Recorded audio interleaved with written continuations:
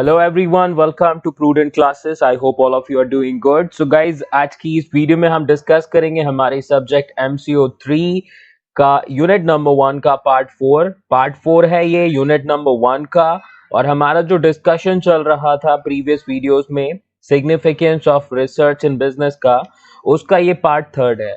तो पार्ट 1 में हमने 5 इंपॉर्टेंट पॉइंट्स डिस्कस करे, पार्ट 2 में हमने 5 और इम्पोर्टेंट रिसर्च के जो पॉइंट्स थे उनको डिस्कस किया। अभी जो हमारे रिमेनिंग 4 पॉइंट्स हैं उनको हम डिस्कस करने वाले हैं। आगे बढ़ने से पहले मिशन याद रखिएगा, दैट इज 70% और मोर इन आवर अपकमिंग एग्जाम्स। तो चलिए आगे बढ़ते हैं, स्टार्ट करते हैं अपने डिस्कशन को। और ये क्वेश्चन जो है वो आपका पिछले कई एग्जाम्स में पूछा गया है, काफी इंपॉर्टेंट टॉपिक है। पूरे अटेंशन के साथ में जो ये वीडियो है उसको देखिएगा और जो 4 हमारे सिग्निफिकेंस के पॉइंट हैं उनको अच्छे से समझ लीजिएगा। चैनल पर अगर आप नए हैं और आपने अगर प्रीवियस पार्ट्स नहीं देखे हैं तो आप चैनल की प्लेलिस्ट में चले जाइएगा। MCO3 की प्लेलिस्ट है, वहां पर आपको वो दोनों वीडियोस मिल जाएंगे, नहीं तो ऊपर आई के बटन में मैं ऐड कर दूंगा, वहां से भी उन वीडियोस को देख सकते हैं। और चैनल सब्सक्राइब नहीं किया तो कर लीजिए, और वीडियो अगर अच्छा लगे तो लाइक जरूर करिएगा और अपने दोस्तों के साथ में शेयर कर दीजिएगा। तो हमने जो फर्स्ट वीडियो में 5 इंपॉर्टेंट पॉइंट्स पढ़े थे रिसर्च एंड बिजनेस के सिग्निफिकेंस के, वो थे helps in quick and objective decision making. Second was the helps in choosing the best and effective course of action. Third point that we discussed in the first video was related to helps in providing quantitative treatment to business problems.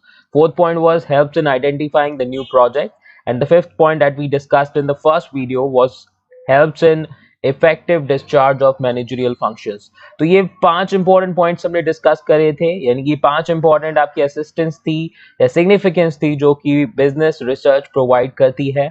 ठीक है, second video की अगर हम बात करें तो second video में हमने ये जो 5 पॉइंट्स है उनको डिस्कस किया था। तो जो बिजनेस रिसर्च है, it helps in formulating the business policy and strategy. The business research helps in developing or inventing new products.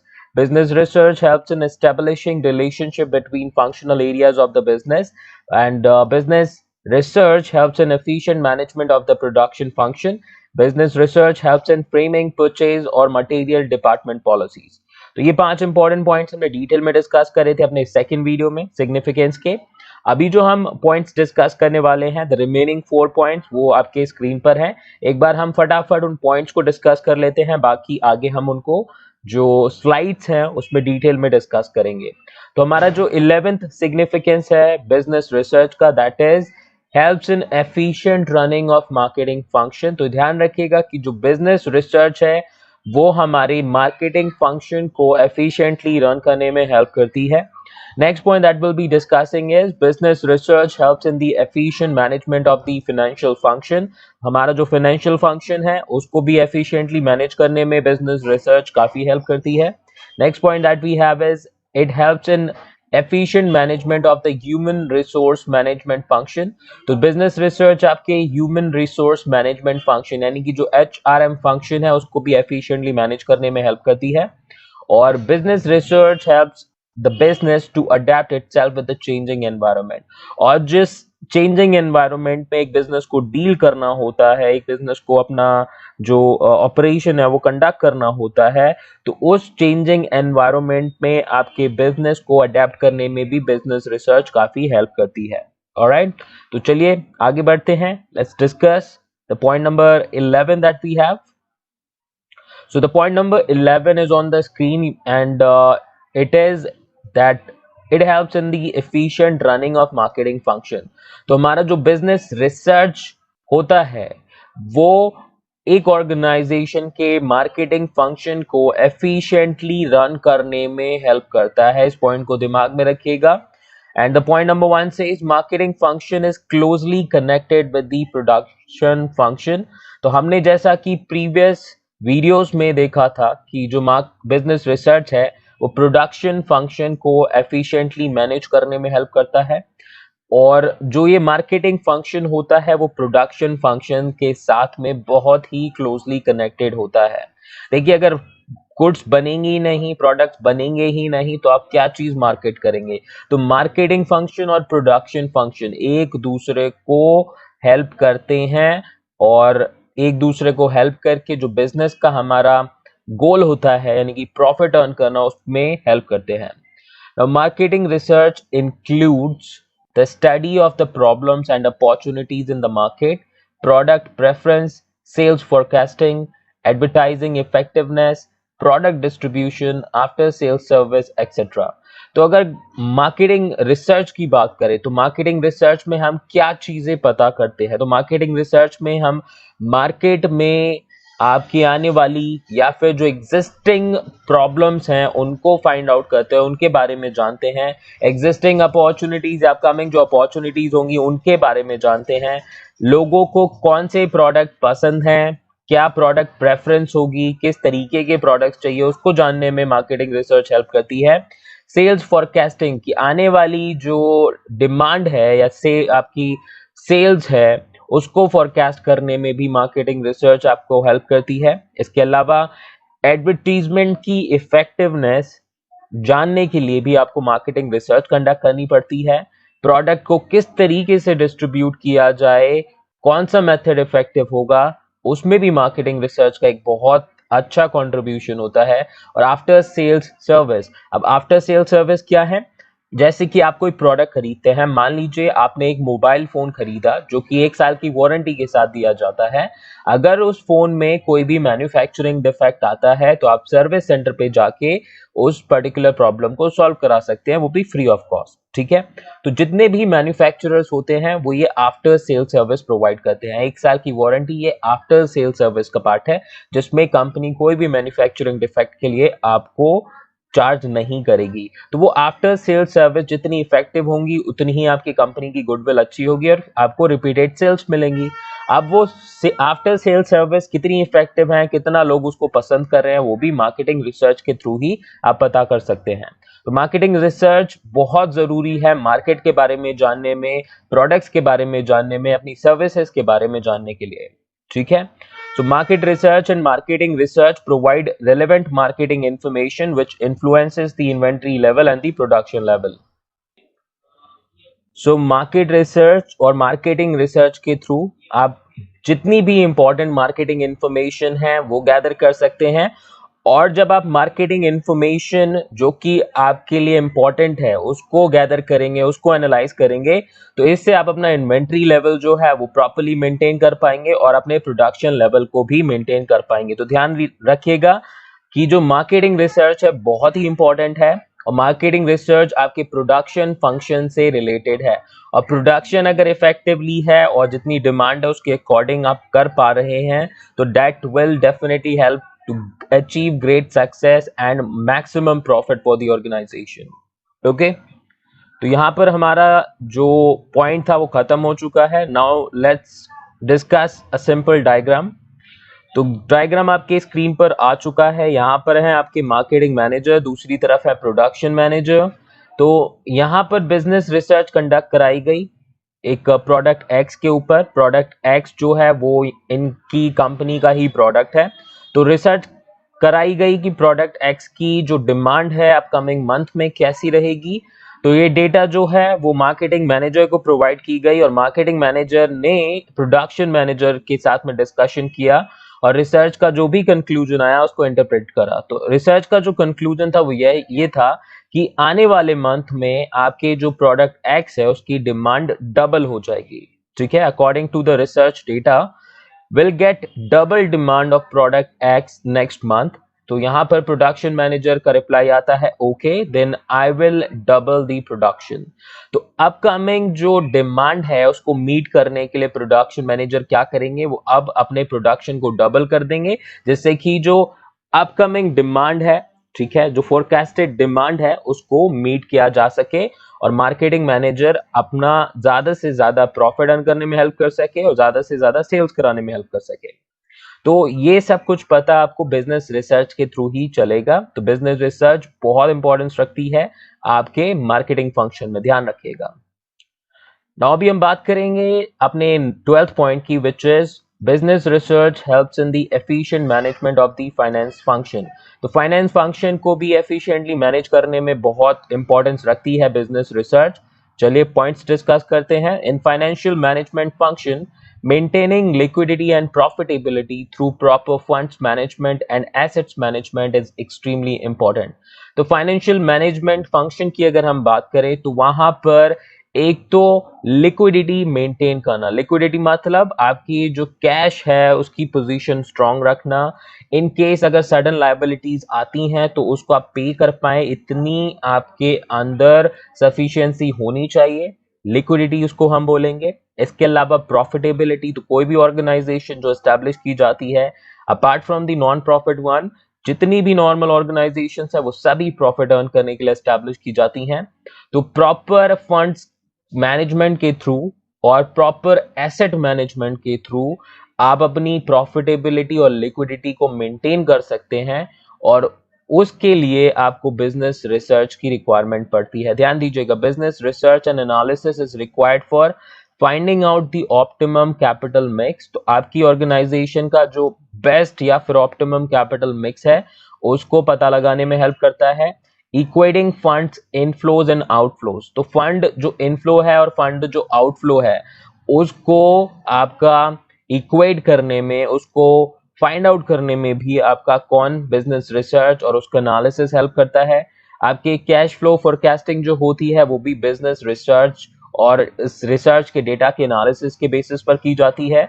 और अगर आपको अपने कंपनी में कॉस्ट कंट्रोल करनी है या फिर प्राइसिंग डिसाइड करनी है एक्चुअली किसी भी प्रोडक्ट या सर्विस की, तो वो भी बिजनेस रिसर्च और जो डेटा कलेक्ट की जाती है उसके एनालिसिस के थ्रू ही की जाती है।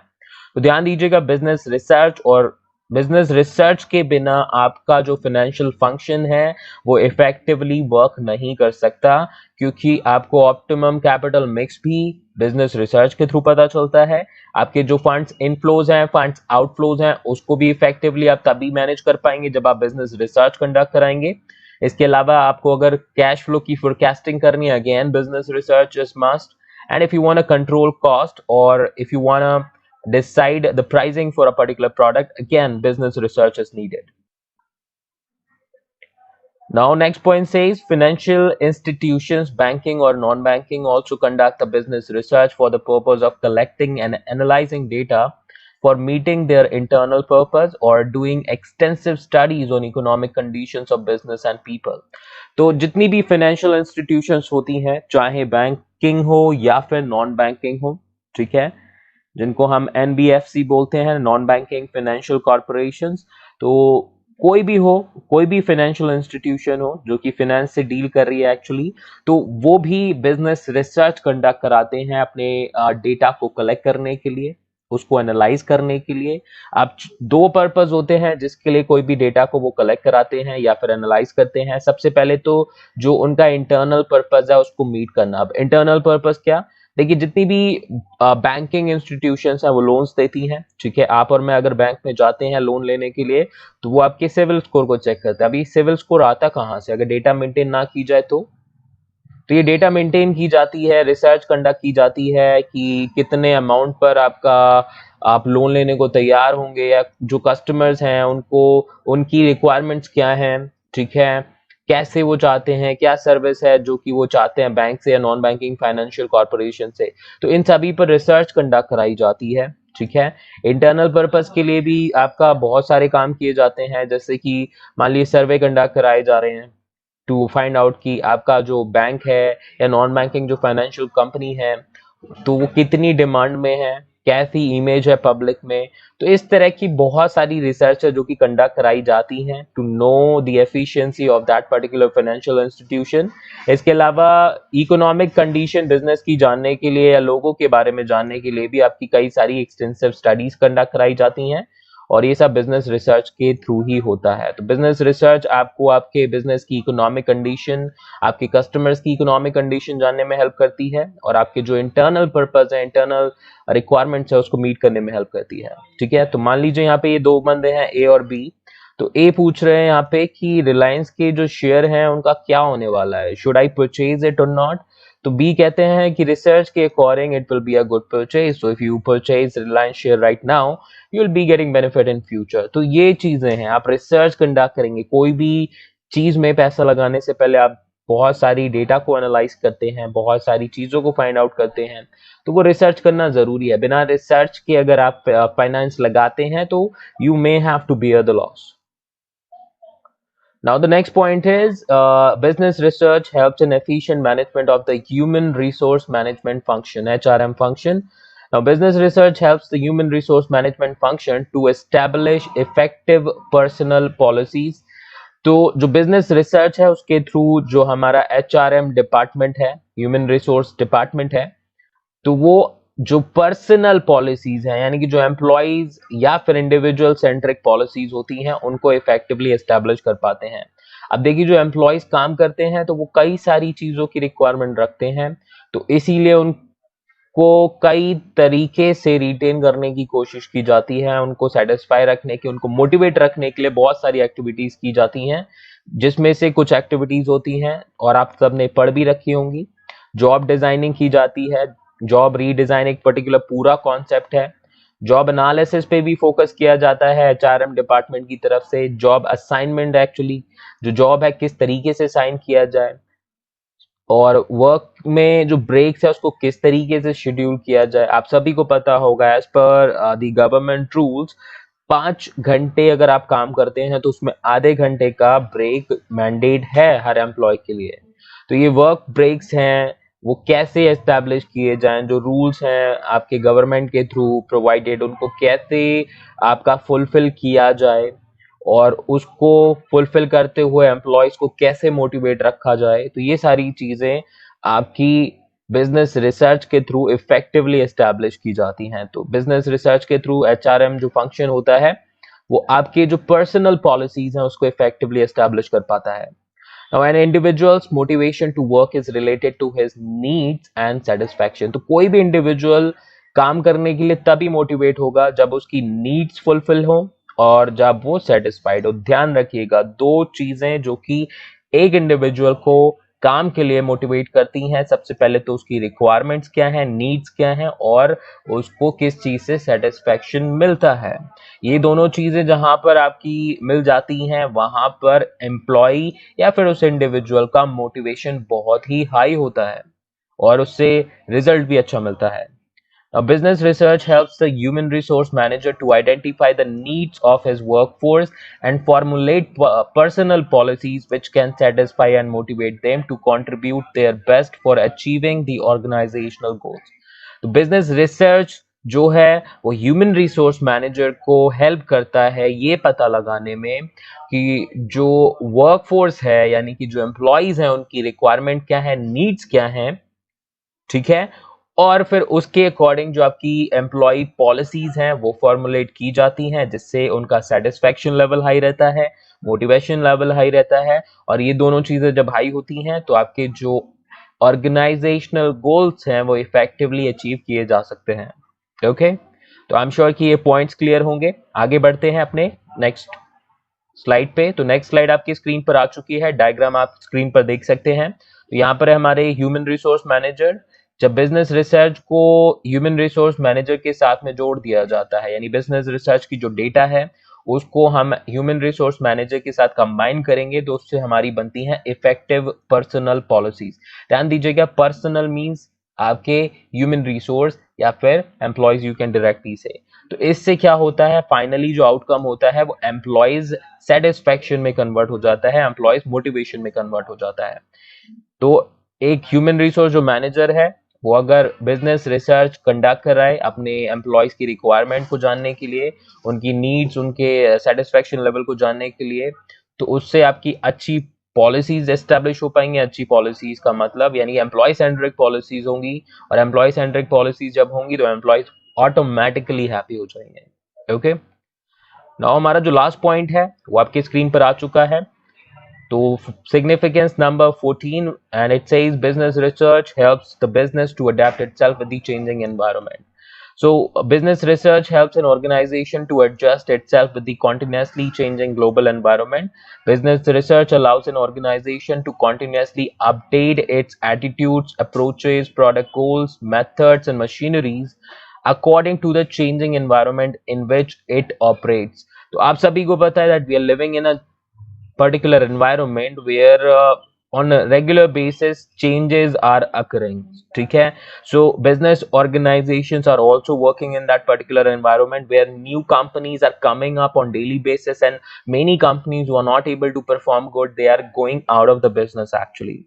तो यहाँ पर ध्यान रखना है कि बिजनेस रिसर्च के थ्रू आप अपना जो कॉन्टिन्यूसली चेंजिंग ग्लोबल एनवायरनमेंट है उसमें खुद को एडजस्ट कर पाते हैं, अडेप्ट कर पाते हैं. You have heard about the theory survival of the fittest. That is actually happening in a different manner. So if your organization wants to survive in the market, then it has to adjust itself according to the needs of the customer, according to the demand of the market, and according to the competition. Now business research के through आपकी जो organisation है वो खुद को update रख पाती है, अपने एटीट्यूड जो है, चाहे वो आपके मार्केट के लिए हो, आपके कस्टमर्स के लिए हो, आपके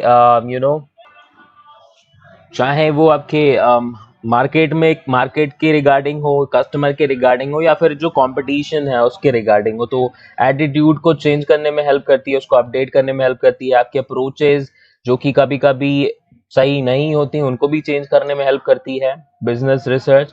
आपके जो गोल्स हैं प्रोडक्ट के उसको भी अपडेट करने में हेल्प करती है कॉन्टिन्यूसली. आपके मेथड्स और जो मशीनरीज आप यूज करते हैं, देखिए machinery again technology is also changing on a rapid speed nowadays. तो we have to pay attention कि हम अगर मशीनरी यूज कर रहे हैं वो अप टू डेट हो, ताकि we can meet and beat the competition that is actually occurring in the market. तो ये चीजें बहुत इंपॉर्टेंस रखती हैं और बिजनेस रिसर्च के थ्रू आप खुद को और अपनी ऑर्गेनाइजेशन को अप टू डेट रख पाते हैं. तो चलिए एक छोटा सा एग्जांपल यहाँ पर और देख लेते हैं. तो सबसे पहले अगर हम बात करें तो you can see on the screen यहाँ पर है क्या है, एक साइकिल है. तो सबसे पहले हमारा साइकिल का इन्वेंशन हुआ, लेकिन जैसे जैसे लोगों की रिक्वायरमेंट या डिमांड बढ़ी, उनको एक फास्टर मोड ऑफ ट्रांसपोर्टेशन चाहिए था, तो उन्होंने बनाई मोटर बाइक. ठीक है, ये है बाइसिकल और ये है मोटर बाइक. ठीक है, ये इससे फास्टर है. ठीक है, चेंजिंग एनवायरनमेंट, चेंजिंग नीड के अकॉर्डिंग हमने एक फास्टर मेथड या फास्टर व्हीकल बनाया जो कि एक मोटरसाइकिल हुई. अब यहाँ पर भी हमारी रिक्वायरमेंट मीट नहीं हुई, we need something more faster, craze. ठीक है, डिमांड रिक्वायरमेंट. अब इसी नीड ने क्या करा, सुपर बाइक्स बना दी. ये अगर मान लीजिए 40 किलोमीटर की स्पीड पे आप चला सकते हैं जब आप पूरा एफर्ट लगाएं, इसको आप 100 किलोमीटर की स्पीड पे चला सकते हैं. और ये तो सुपर बाइक्स हो गई. सुपर बाइक्स इसको तो आप कम से कम आप 200 तक की स्पीड पे टच करा सकते हैं. ठीक है, 200 किलोमीटर पर आवर की स्पीड पे चला सकते हैं और उससे ज्यादा भी चला सकते हैं. आजकल ऐसी बाइक्स भी आ चुकी हैं. तो ये क्यों आई है, क्या जरूरत थी इस बाइक की, क्या बाइसिकल से हमारी जो रिक्वायरमेंट है वो मीट नहीं हो पा रही थी? नहीं, जैसे जैसे डिमांड बढ़ती है, जैसे जैसे रिक्वायरमेंट बढ़ती है, we have to switch and we have to actually update ourselves. जैसे कि आप फोन में देख सकते हैं, पहले फोन हमारे कैसे चलते थे, नॉर्मल लैंडलाइन वाले फोन, फिर उसके बाद हमारे सेल फोन आ गए, फिर उसके बाद में अब स्मार्टफोन्स आ गए, और आगे जाके और टेक्नोलॉजी एडवांस हो जाएगी तो कुछ नया आ जाएगा. तो इसीलिए एक बिजनेस को खुद को अडेप्ट करने के लिए बिजनेस रिसर्च कंडक्ट करानी पड़ती है. तो आई एम श्योर कि आपको जितने भी इंपॉर्टेंट पॉइंट्स थे समझ में आ चुके होंगे. किसी और टॉपिक पर आप अगर वीडियो चाहते हैं तो कमेंट करके बताइएगा. मैं मिलता हूं नेक्स्ट वीडियो में एक नए टॉपिक के साथ में. तो अभी के लिए इतना ही. Thank you so much. And video अगर अच्छी लगी हो तो चैनल जरूर सब्सक्राइब कर लीजिएगा और ज्यादा से ज्यादा इस वीडियो को शेयर भी कर दीजिएगा. ठीक है, अपना कीमती टाइम देने के लिए बहुत बहुत धन्यवाद. Thank you so much. Take care. Bye bye.